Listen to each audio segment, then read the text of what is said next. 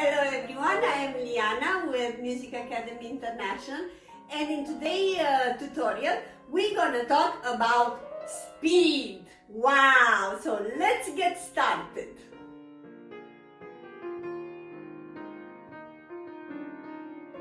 Alright, so how to achieve speed? Everybody wants speed, everyone wants to play fast and to be free to do whatever you want to do. But this speed is not coming out of nowhere. You gotta think of the tennis person, a tennisman, how many times did the same stroke over and over? Or a swimmer, how many times he did the same, move until it got perfected and it could get really good, and fast in swimming. So you are able to swim, but when you actually go to a competition, you really gotta swim. That means you need to have some muscles. The same thing in piano, So first of all, we're gonna talk about articulation. Articulation is very controversial for some of other teachers. For me, it's not. If you just Google if the fingers, they have muscles, yes they have, and just ask Google. Because I didn't know either. It has like 30 something muscles. These fingers, they do have like 36 muscles or so, and we need to get this finger pretty strong in order to have speed.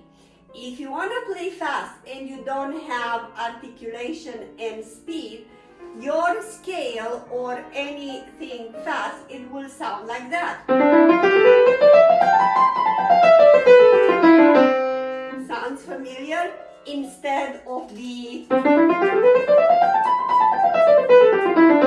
Can you hear the sound that is brisk? It's like popping up.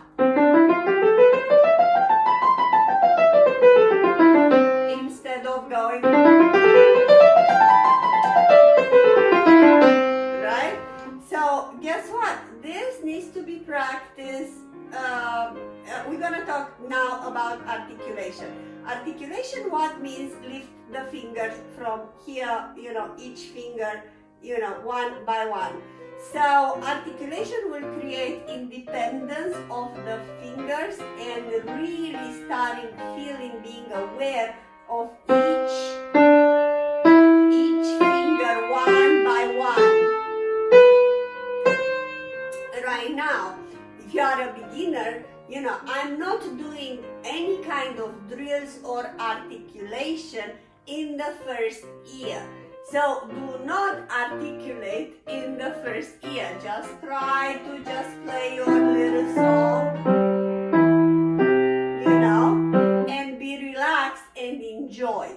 After about a year, when we're starting with some scales or so, I'm asking the student to lift the fingers, but not high, just little by little, one by one, just feeling it one by one. So what is important to not overdo this, because if you are trying to overdo it, you're gonna cramp your hand. So when you start learning how to articulate, your piano teacher must be with you and check if the shoulder is relaxed, if the arm is nice and loose, the wrist gotta be loose, and just lifting as much as you are comfortable. As much as you are comfortable. So everyone, it's different how flexible are the fingers. Now that we're talking about flexibility, you should learn how to stretch and stretch all the time, like people that they do ballet, they're having 1 hour a day, every day of stretching. So you should learn to stretch each finger at least for like 3-4 minutes, before you're playing the piano. It would be really good for you to each finger. So right now, how much is much? As I said, you're starting with a little bit, right? And then you go higher and higher, but in time, without, stressing out anything in regarding, So this would be a no. You see that? I don't know if you can see it, but a piano teacher can see from far away if your hand, your palm, it's like a claw or it's relaxed, So you should not engage just the finger. And this articulation, we can talk about articulation like you gotta drop the finger as would be a gravitational field, you're dropping. You learn how to drop, not to push. That's wrong, right? So you just relax and drop the fingers. There are many exercises, I'm calling them landing, in which you let your entire arm loose to learn how to articulate. So I did do an entire series of HANON, fingers exercise, and in the first set of HANON, there are 4 parts, just for you teaching the patterns. So first HANON series is teaching you the pattern, in which I'm always saying articulate high as you can, and I'm always saying, is your wrist relaxed, are your shoulders relax, the arm relax, and just do the pattern one by one. So this articulation is really good because in time, going slow like that, in time you will develop independence of the fingers, independence. So the fingers, they're not gonna be glued together. They're gonna be each individual finger crisp, right? And on the same time, you exercise the fingers to get more strength, right? And this can stay, this slow movement, for a while. And for me, a while means good year. Good year. Then when you kind of having about 3 years of piano, right, you will want to do this scale. So I don't let my students to go into speed until I'm not feeling comfortable that they are ready to do it even. So, because I don't want my students to go like that. Right? I want my students to be flexible to do this. Control each finger with easiness and be even the sound and the beat, like, really good. And this takes a while until you are ready, to do that. Now, when you starting getting ready, so after a while, again, you are ready to go faster and faster, obviously there are exercises, you go 1 count, and then you go 8 notes, 1 and 2 and 3 and 4 and 1 and 2 and 3 and 4, right? Then you can go triplets or you can go 16ths when you're ready. But at that moment in time, faster you play, you will see that actually you're not lifting the fingers as high, but they do lift, right? So if you look to, I don't know, I'm just gonna play scale, right? D major, right?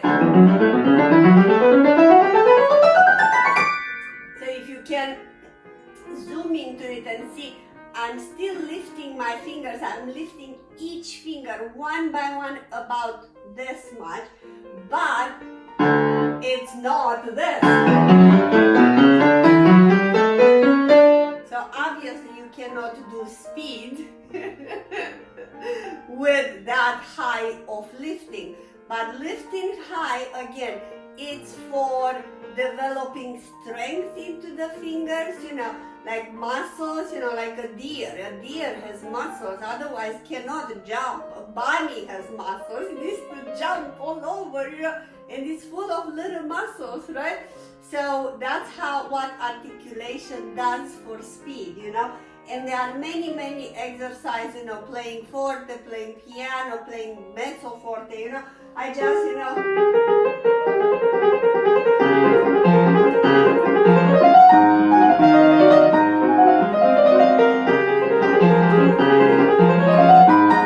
so you can see my hands, I'm kind of doing a lot of ballet because everything is completely loose. So you're supposed to not have any pain anywhere. So this process, I'm not gonna call it fast or slow. It is a process. For everybody is different, and but it needs to grow organically. You can't push to have speed before the fingers are ready to do it, you know. You might be able to push a little bit, you know, okay, let me try, and then it's kind of, okay, and you might be afraid in the beginning. It's like, oh my God, you know, they're going, you know, like, you know, and it's like, oh, you know, I know my students when I'm like, okay, I feel you are ready, let's go double tempo, and everybody's like, oh, really? Can I do it? And I'm like, yeah, let's do it, let's have fun, you know. And first time it feels like, oh wow, you know, and then you get more comfortable with the new speed. Obviously, it's a bounce. You go slow, you go faster, you go again slower, and then you go faster, you know, until you find a speed that you are comfortable, and then again you work your way up and go faster and faster with the exercises that I did another series on HANON. That it's a 10-part series, you know, showing you different fingers exercises and rhythms and legato and staccato, you know, all kind of, you know, going in crescendo, going decrescendo, going combination, or even going transposing on different keys and so on and so forth. And all those exercises then can be all applied, you know, in your technique, you know, pieces or lines that they are difficult. So this is what it's about, the speed. So right now I would always recommend, you know, before you practice your piece, you know, to practice some technique, some fingers exercises, some scales and so on and so forth, because again, speed, you're not developing from today to tomorrow, right? So while you're developing, you know, more songs and stuff like that, you're developing speed on the same time. So when you are ready to do a piece of music, then it's going to be much easier for you to achieve that piece of music. Some teachers, they're not quite doing any kind of fingers exercises or very little, you know, and then they're saying we will work the technicality of the piece into that particular piece. Well, it's okay, you will achieve that technicality into that piece, but then into next piece you will have a different one. So you gotta do a different one. If you just do a lot of scales and arpeggios and fingers exercises, some kind of journey, for me, scales, HANON and journey, it's kind of a must, definitely for intermediate. Journey, I'm only starting like on the 3rd year of piano. HANON, I'm already starting on the 2nd year of piano. and articulation, as I said, definitely on the second year of piano. Again, not on the first. But we having a separate chapter, because if you develop speed, through scales, HANON, and journey, then you can approach 100 pieces or sonatinas, because they will have very similar patterns as you working in a HANON or in a scale or in arpeggios or in a journey. It will come and you learn more patterns, and voila, when you have the piece, you don't need to practice that much the piece. Plus, you can do 5 pieces at the same time and you will be fine. So if you will develop this, habit of doing your technique section, so if you practice like 45 minutes, a session or half an hour, if you practice half an hour a day, 10 minutes, it should be technique. Fingers exercise, stretching, or whatever I said. If you practice 45 minutes, I would stay 10 to 15 minutes on your technique. Right now, you don't need to go quite every day. If you have a bad day, well, obviously, forget about the HANON and scales. Just do the song, It's like going to the gym. Right now, you don't need to go every day at the gym. But about 4 times a week, 3 times a week, it's good. If you go 4 times a week, it's even better. If you go 5 times a week, it's like you're really becoming fit, right?